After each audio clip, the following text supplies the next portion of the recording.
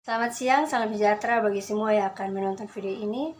Saya akan menayangkan hasil presentasi yang telah saya buat dengan judul buku Perencanaan dan Kebijakan Sosial. Video ini merupakan tugas dalam mata kuliah Perencanaan dan Kebijakan Sosial yang dibimbing oleh Bapak Dosen Lazarus J. Hamad, SOS MA. Sebelumnya, perkenalkan, saya merupakan salah satu mahasiswa Universitas Nusa Cendana Kupang, Fakultas Ilmu Sosial dan Ilmu Politik, jurusan Sosiologi, semester 7, kelas B reguler sore. Terdiri dari 8 bab. Pada bab yang pertama, dengan judul Regional Pemerintah dan Pembuatan Kebijakan di Amerika Selatan. Pada bab kedua, dengan judul Kebijakan Publik di Daerah Teori Integrasi. Pada bab ketiga, dengan judul Studi Kebijakan dan Masyarakat Daerah Pembuatan Kebijakan. Pada bab keempat, dengan judul Kasus UNASUR. Pada bab kelima, dengan judul Organisasi Regional di Amerika Selatan. Pada bab ke-6 dengan judul Pembuatan Kebijakan Publik Regional di Dewan Sektoral. Pada bab ke-7 dengan judul Pembuatan Kebijakan di Dewan UNASUR dan Analisis Komparatif. Pada bab yang terakhir dengan judul Kesimpulan tentang tata kelola daerah di Amerika Selatan. Yang pertama dengan judul Regional Pemerintah dan Pembuatan Kebijakan di Amerika Selatan. Judul ini berurusan dengan berbagai topik yang berkaitan dengan kerjasama internasional dan tata kelola daerah, pembangunan berkelanjutan dan kerjasama, perpindahan internal, dan inklusi sosial dalam konteks agenda pembuatan Pasca 2015, serta dampaknya terhadap kebijakan publik di seluruh wilayah. Seri ini terutama berfokus pada dinamika kerjasama internasional seperti kerjasama segitiga, berbagai pengetahuan sebagai praktik saat ini, dan peran sektor swasta dalam membiayai kerjasama internasional dan pembangunan di Amerika Latin yang mencangkup topik di luar lingkup tradisional yang mempelajari kerjasama dan pengembangan, dalam hal ini keamanan dan pemindahan internal paksa, kerjasama dan di antara masyarakat adat dan petani di Amerika Latin. Ini judul yang mengeksplorasi ketegangan dan dialog tentang bagaimana mengelola ketidakseimbangan antara negara bagian, pasar, dan masyarakat dengan tujuan untuk mengartikulasi kembali kerjasama dan dinamika pemerintah di abad ke-21. Buku ini berdasarkan pada tesis doktoral penulis yang telah ditulis GIGA, German Institute of Global and Area Study. Pada tanggal 23 Mei 2008, presiden dari semua 12 independen di Amerika Selatan dan negara-negara mendatangani perjanjian konstitutif dari organisasi yang baru dibuat. Atau Uni Eropa Selatan, negara-negara Amerika dimaksudkan untuk memperkuat dialog politik di antara negara-negara anggota untuk menjamin ruang bagi kesepakatan untuk memperkuat integrasi Amerika Selatan. Presiden ketiga ini, ibu kota Brasil dan Presiden Amerika Selatan sepakat untuk membangun identitas dan kewarganegaraan serta memperkuat kebijakan regional di luar dimensi ekonomi dan politik. Hanya 10 tahun kemudian, pada tanggal 20 April 2018, penerus mereka dihadapkan dengan penangguhan anggota 6 negara, yaitu Argentina, Brasil, Chili, Kolombia, Paraguay, dan Peru, yang mewakili setengah dari semua anggota UNASUR, yang memutuskan untuk menarik diri sementara dari UNASUR karena alasan penangguhan ini, menurut masing-masing anggota berakar pada ketidakmampuan untuk menemukan Sekretaris Jenderal sejak mandat mantan Sekretaris Ernesto Samper yang berakhir pada Januari 2017. Negara-negara anggota UNASUR tidak dapat menunjuk kandidat baru. Alasan ketidakmampuan ini bermacam-macam. Masalah nasional, ekonomi krisis dan penghemat fiskal, aliansi ideologis yang tidak sehat, dan orientasi jangka panjang pemerintah, semua yang berkontribusi pada situasi ini. Seperti yang akan ditunjukkan pada seluruh analisis dalam buku ini, setiap bidang kebijakan publik, baik itu kesehatan, pendidikan, infrastruktur, atau energi, berkembang rasionalitas tindakannya dengan tujuannya sendiri. Akibatnya, kelompok inheren faktor-faktor yang menentukan bagi pengembangan proses pembuatan kebijakan, dan oleh karena itu untuk tindakan kolektif yang sukses di daerah. Seperti yang disebutkan sebelumnya, pengambilan kebijakan di sektor publik di tingkat regional dilakukan terutama oleh perwakilan pemerintah. Perwakilan-perwakilan ini membentuk kelompok-kelompok pengambilan kebijakan di tingkat regional Namun menurut Olson, pelopor teori aksi kolektif terkemuka, sekelompok aktor berbagai kepentingan bersama tidak secara otomatis mengarah pada tindakan kolektif. Sementara Olson menguraikan pada individu dan terutama ekonomi intensif sebagai alasan untuk tindakan kolektif, pendekatan yang lebih baru berfokus pada penjelasan sosiologis.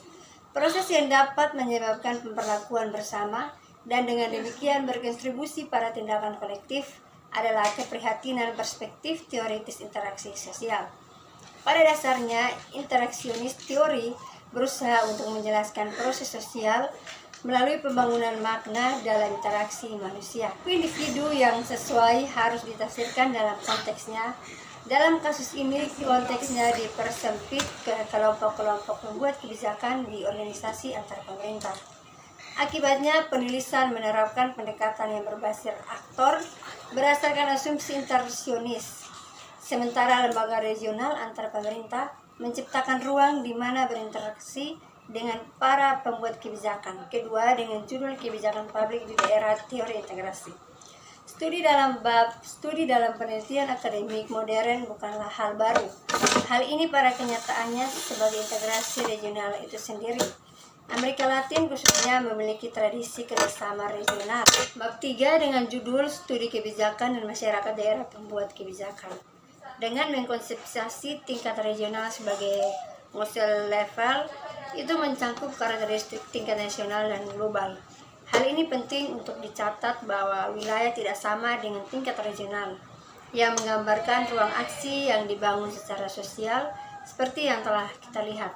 Sementara membedakan tingkat untuk tujuan konseptual, pemerintah selalu terlibat dalam pembuatan kebijakan nasional dan kebijakan biasanya adalah program, proyek, atau undang-undang. Mereka dapat mengambil bentuk perjanjian, definisi standar, atau kertas kebijakan sederhana. Pemerintah nasional selain itu tidak menentukan kebijakan global, serta berbagai aktor mungkin adalah penulis kebijakan global. Namun pemerintah tetap bersikap kritis terhadap implementasi kebijakan sosial pada sistem nasional mereka. Dimensi ini sama-sama relevan untuk tingkat regional. Bab keempat dengan judul kasus UNASUR. Uni Bangsa-Bangsa Amerika Selatan diciptakan pada tahun 2008 oleh semua negara-negara Amerika Selatan memiliki tujuan untuk menyediakan kebijakan.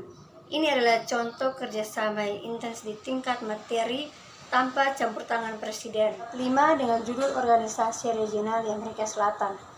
Regionalisme di Amerika Selatan, gelombang dan penciptaan kelembagaan regionalisme Amerika Latin telah ditandai dengan urutan proyek kerjasama regional yang berbeda.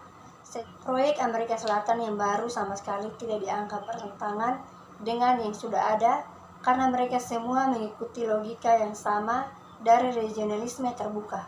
UNASUR akhirnya diciptakan sebagai mekanisme regional yang fleksibel dan politik menanggapi pengalaman negatif negara-negara Amerika Selatan dibuat dengan struktur supranasional.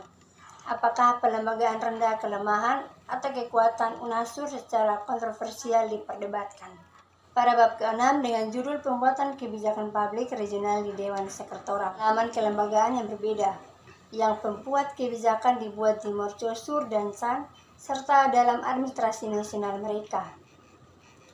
Hal ini menyebabkan sesuatu yang dianggap oleh para pembuat kebijakan sebagai penggunaan bahasa yang berbeda. Pada bab ke-7 dengan judul Pembuatan Kebijakan di Dewan UNASUR Analisis Komparatif. Dewan Kesehatan, Pembangunan Sosial, Infrastruktur, Budaya, dan Ilmu Pengetahuan terkait pada kondisi formal yang sama. UNASUR sebagai organisasi yang mencakup semua bidang kebijakan memberi mereka ruang lingkup tindakan. Pada tingkat makro, lembaga-lembaga UNASUR sistem yang berpusat di sekitar Kementerian Luar Negeri. Meskipun Dewan Presiden adalah badan pembuat keputusan tertinggi dan sejauh ini yang paling menonjol, tidak memiliki relevansi khusus untuk pembuat kebijakan publik. Temuan ini didukung oleh fakta bahwa ada hubungan kelembagaan formal maupun informal antara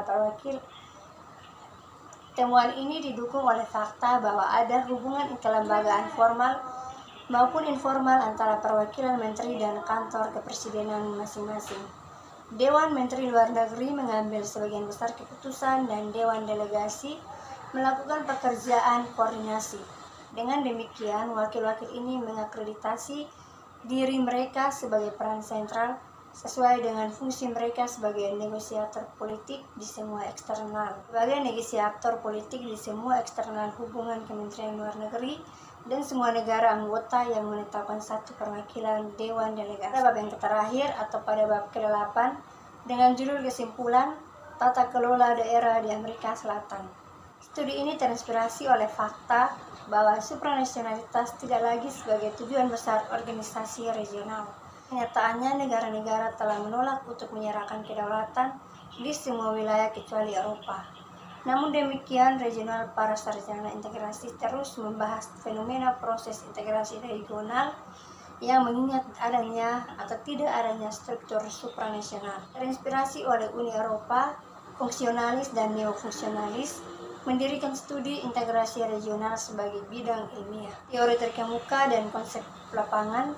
Dengan demikian terikat pada fenomena empiris dari proses integrasi Eropa. Juga antar pemerintah bergantung pada contoh Eropa, konsep fungsional yang ditolak alih-alih mempertimbangkan di berbagai organisasi regional antar pemerintah di seluruh dunia. Dan itu baik fungsionalis maupun antar pemerintah belum mengembangkan perspektif komparatif di daerah. Pada sebaliknya, mereka mengembangkan kriteria dalam konteks proses integrasi Eropa dan menugaskan mereka ke wilayah lain. Sekian hasil presentasi